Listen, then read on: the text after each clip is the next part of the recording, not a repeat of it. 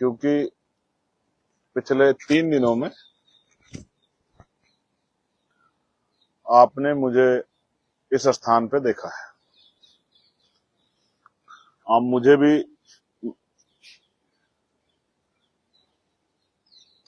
आप इस स्थान को भी पहचानते हैं, मुझे भी पहचानते हैं और मेरी तख्ते को भी पहचानते हैं।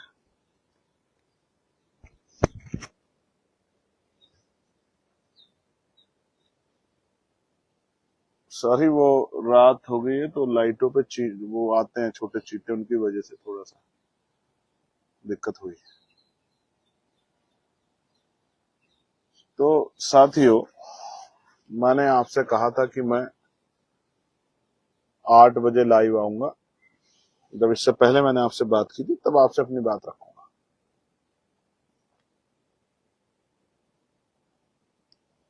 सवाल ये है कि क्या हमें जो अन्याय हुआ है उस पे चुप्पी रख के सरकार को छूट देनी चाहिए या हमें इस अन्याय के खिलाफ लड़ना चाहिए।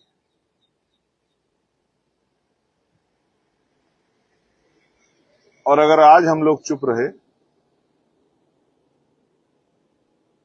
तो क्या कल ये अन्याय कम होगा या बढ़ेगा? अभी मुझे खबर मिली उस बच्ची की जिसकी खबर सुन के मेरे मन में सबसे ज्यादा पीड़ा हुई थी। जब मुझे बताया गया कि उसकी हालत बड़ी गंभीर है, अभी मेरे साथी भाई हनुमान जी ने, बेनीवाल साहब ने बताया कि अब वो वेंटिलेटर से शायद बाहर आ गई। मैं उन्हें जो है महापुरुषों से प्रार्थना करता हूं कि उस बच्ची को उत्तम स्वास्थ्य प्राप्त हो और वो जल्द स्वस्थ हो जाए। जिनकी हालत गंभीर है, जिनको चोट लगी है पुलिस की मार में, वो भी जल्दी स्वस्थ हो जाए और अपने परिवार के बीच में आ जाए, ऐसी मेरी इच्छा है।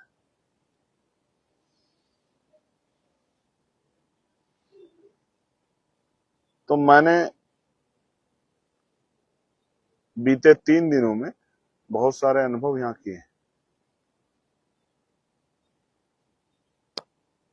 वो अनुभव जो बड़े खट्टे मीठे हैं, लेकिन अगर ये बारात होती और मैं बारात में आया होता तो शायद मैं इसके बारे में सोचता। लेकिन क्योंकि मैं यहां संघर्ष करने आया और उन दीवारों से सवाल करने आया, जो दीवारें काफी मोटी हैं और चिकनी भी। मोटी से मेरी जो तुलना है वो ये है कि जिन पे किसी बात का असर नहीं होता, जिनमें सर मारने से या जिनके पीछे खड़े होकर चिल्लाने से दूसरी तरफ आवाज नहीं जाती। और चिकनी से मेरा ताल्लुक है कि वो, जैसे हमारे कहावत है कि ये घड़े के जैसे चिकनी है कि इस पर कुछ भी कह दिया जाए इनको कोई असर नहीं पड़ता।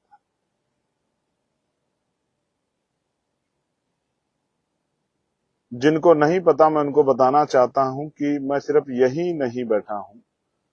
जब हाउस चलता है, चाहे जितनी देर के लिए चले, मैं जाता हूं। कल भी हम लोग वेल में चले गए थे और हमने केंद्रीय शिक्षा मंत्री का इस्तीफा मांगा।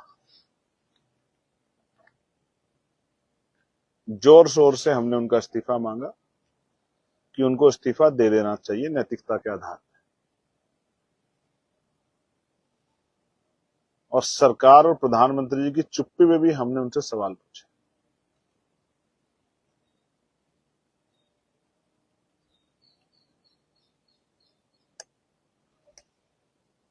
मैं बार बार ये कह रहा हूं कि सिर्फ इस्तीफा पर्याप्त नहीं।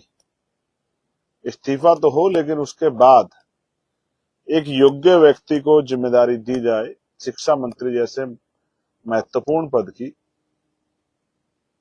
ये भी सरकार चुनना सरकार को, लेकिन हमारी मांग है, क्योंकि अगर ऐसा नहीं हुआ तो फिर बार बार जो है वो पेपर लीक होंगे और ये जो आक्रोश है नौजवानों में ये बढ़ेगा। और ऐसा ना हो एक दिन ये इतना बढ़ जाए कि सरकार से ये रुके ना, और सरकार छोड़िए ये विपक्ष से भी ना रुके। क्योंकि कहते हैं ना कि युवा और वायु जो किसी के काबू में नहीं आते। हमने ये तय कर लिया है कि इन मोटी दीवारों को, जो बहुत चिकनी है, जिनको किसी चीज के कहने का असर नहीं होता, अब इनके भरोसे नहीं रहना। सिर्फ इनके भरोसे रह के या इनका इंतजार करके अब हम इस लड़ाई को नहीं लड़ सकते। अब हम इस लड़ाई को बहुत मजबूती से लड़ेंगे और इसके लिए कल हम जो प्रेस कॉन्फ्रेंस करेंगे और एक एक चीज तथ्य के आधार पर रख के, और इस आंदोलन को राष्ट्रीय आंदोलन कैसे बने और जो आंदोलन चल रहा है उस आंदोलन को मजबूती कैसे मिले और हमारी मांगों को मजबूती से सुना जाए बच्चों की, इस पे अब हमारा पूरा फोकस रहेगा। आज आपने देखा उत्तर प्रदेश में जगह जगह हमारे भीम आर्मी के राष्ट्रीय अध्यक्ष भाई विनय जी, हमारे राष्ट्रीय महासचिव भाई कमल वालिया जी, समस्त हमारे जिला अध्यक्ष, हमारी पार्टी संगठन के बड़े बड़े नेताओं को,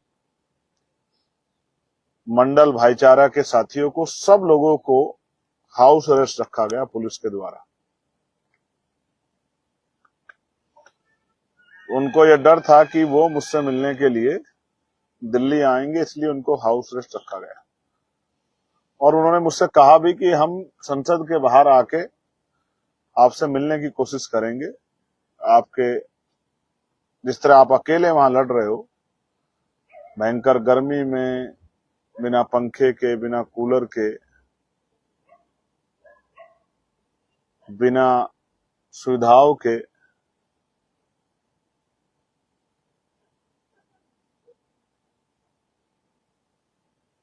बिना छत के, बारिश है, आज दिन में गर्मी बहुत थी,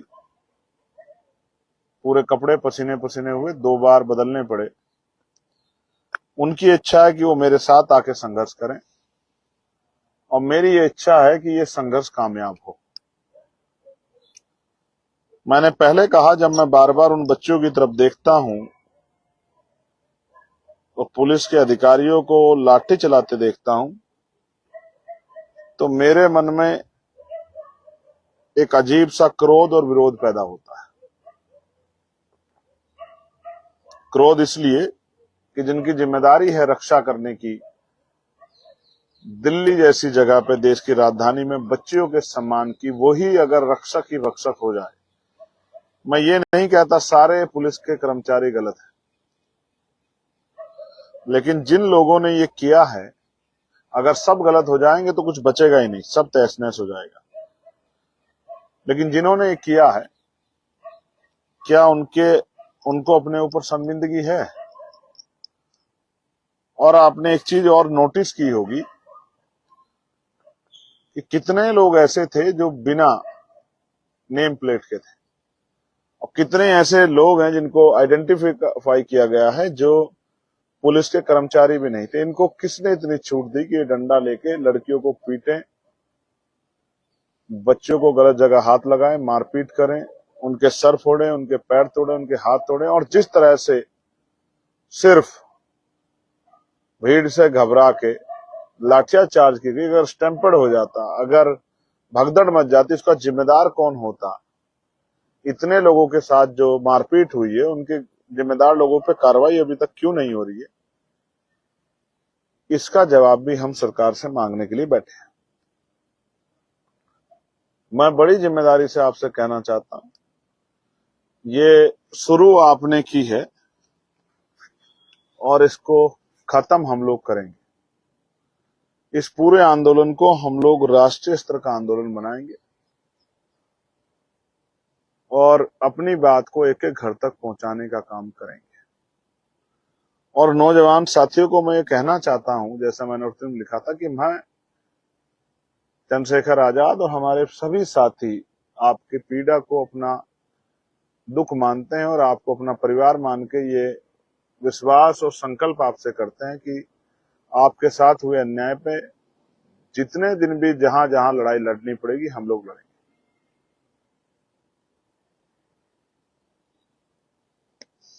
हमने, जैसा मैंने आपको बताया कि हमने तय किया है और तय अनुसार कल हम लोग प्रेस कॉन्फ्रेंस करेंगे बताने के लिए सबको कि हम इस अन्याय को नहीं सहना चाहते। बाकी जानकारियां 25 तारीख की मैं आपको दे चुका हूं।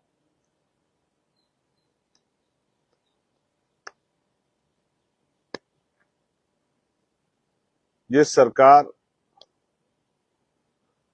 चुनी हुई सरकार लोकतंत्र में सबकी होती है, फिर वो कौन है जिसके एक इशारे पे इस तरह से बर्बरता की गई, उसके प्रति जो भी जिम्मेदार हो हम उसका इस्तीफा भी मांगेंगे, ये भी मैं आपसे वादा करता हूं। और जब तक इस्तीफा नहीं होगा तब तक, आज जब मैं पार्लियामेंट में गया तो यही बात मुझसे हुई विपक्ष के साथियों द्वारा। उन्होंने मेरा पक्ष पूछा और मैंने उनको यही बताया कि चर्चा तब हो जब उससे पहले इस्तीफा हो जाए। और सिर्फ इस्तीफा उपाय नहीं है। जो दूसरा मैंने बताया कि निष्पक्ष परीक्षा प्रणाली भी बने, जिसमें सेंटर बहुत दूर ना लगे, नजदीक लगे, बच्चों के लिए होम सेंटर हो और बच्चों के लिए दूसरे जिले जो सीमावर्ती जनपद है उसमें सेंटर लगे।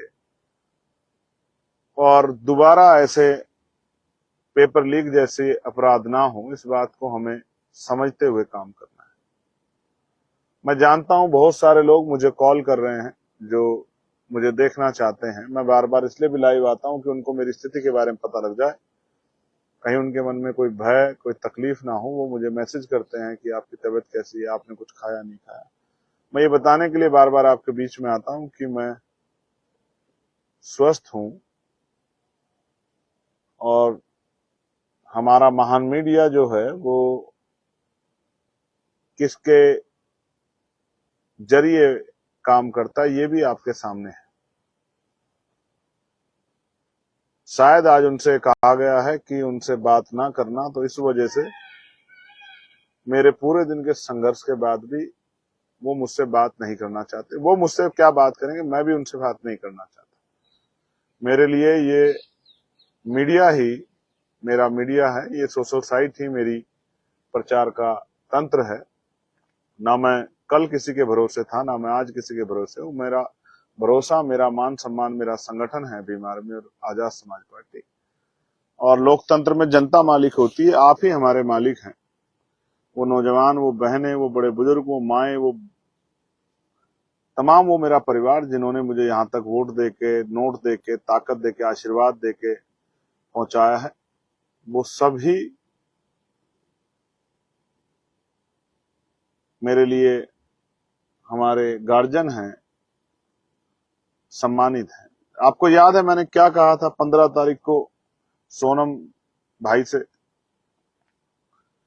जब मैं उनसे गया था ये कहने के लिए कि आप भूख हड़ताल, अनशन त्याग दो और अपने स्वास्थ्य का ख्याल रखो। उन्होंने मुझसे कहा था कि अगर प्रोटेस्ट अच्छा हो जाएगा, लोग आ जाएंगे, तो मैं 20 तारीख में अनशन छोड़ दूंगा। और मैंने उनसे क्या कहा था आपको याद है कि पार्लियामेंट से लेके, जंतर मंतर से लेके संसद तक, यहां से लेके वहां तक आदमी होगा। और आप चेक करके देखो, आप सब ने उस बात को कितना मजबूत किया कि उस दिन संसद के पास में भी लोग थे और जंतर मंतर पे भी लोग थे।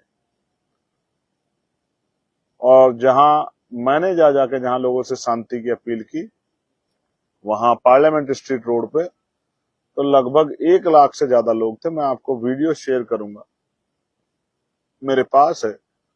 मैं उन सब का धन्यवाद करता हूं पुनः। और संघर्ष जारी रहेगा, अलग अलग मोर्चों पे, अलग अलग जिलों में, अलग अलग प्रदेशों में ये संघर्ष जारी रहेगा। इस बात का भी मैं आपको विश्वास दिलाता हूं। जब तक आपकी इच्छा पूरी नहीं होती, जब तक आपकी मांगे पूरी नहीं होती, जब तक आपके हुए साथ हुए अन्याय पे न्याय नहीं मिलता, तब तक ये संघर्ष जारी रहेगा। और ये सब कुछ इस महान संविधान के कारण ही संभव हो सकता है। जो भारत का संविधान है, डॉक्टर बाबा साहब अम्बेडकर ने जो लिखा है, उसी संविधान के जरिए संभव हो पाएगा कि हम कमजोर वर्ग के लोगों को, हम कमजोरों को जिनके साथ अन्याय हुआ, उन बच्चों को न्याय। आपने मुझे सुना, मैं आपका आभार प्रकट करता हूं और मैं आपका धन्यवाद देता हूं इस ऐतिहासिक सहयोग के लिए, जिसकी वजह से पूरे देश को पता लगा कि नौजवान जाग गया। मैं बस नौजवान को ये कहना चाहता हूं कि वो धर्मों जातियों में ना बटें, हर पल याद रखें कि उनके मुद्दे क्या हैं, उनकी जरूरतें क्या हैं, उनकी चाहते क्या हैं और वो कैसे उनको मिल सकती है। और मौका दें उन ताकतों को, उन आवाजों को जो चाहती हैं कि उन नौजवानों के सपने पूरे हों, चाहे वो रोजगार के रूप में हो या पढ़ाई के रूप में। मैं तो लगातार कहता हूं कि शिक्षा इतनी आसान होनी चाहिए, इतने कम खर्च में होनी चाहिए, और कक्षा 1 से 12 यानी कि बुनियादी शिक्षा तो मुफ्त होनी चाहिए। सिर्फ मुफ्त नहीं, गुणवत्तापूर्ण होनी चाहिए, क्वालिटी एजुकेशन होनी चाहिए कि हमारा 12वीं का बच्चा जब 12 पास कर ले तो वो किसी से भी मुकाबले के लिए तैयार हो। इस तरह की शिक्षा होनी चाहिए। मैं पुनः आपका आभार प्रकट करता हूं। मैं आपका भाई चंद्रशेखर आजाद। इस प्यार के लिए धन्यवाद। बस जुड़े रहिए और जुड़ के अपनी लड़ाई को, इस आंदोलन को मजबूत कीजिए। इसको राष्ट्रीय मुद्दा शिक्षा को हम लोग बनाएंगे और राष्ट्र भर में इस आंदोलन को फैला के, इस आंदोलन को सफल बना के आपकी मांगों को पूरा कराने के लिए संघर्ष करेंगे। जय भीम, जय भारत, जय संविधान, जय मंडल, जय जोहार, जय